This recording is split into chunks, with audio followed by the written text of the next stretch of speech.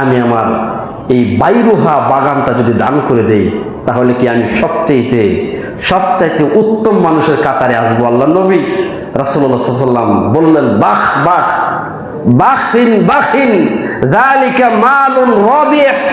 ও আবু তলহা, সুন্দর, বাহ চমৎকার, বাহ চমৎকার আবু তলহা, তুমি যে উদ্যোগ নিয়েছো চমৎকার, এক কথায় অসাধারণ।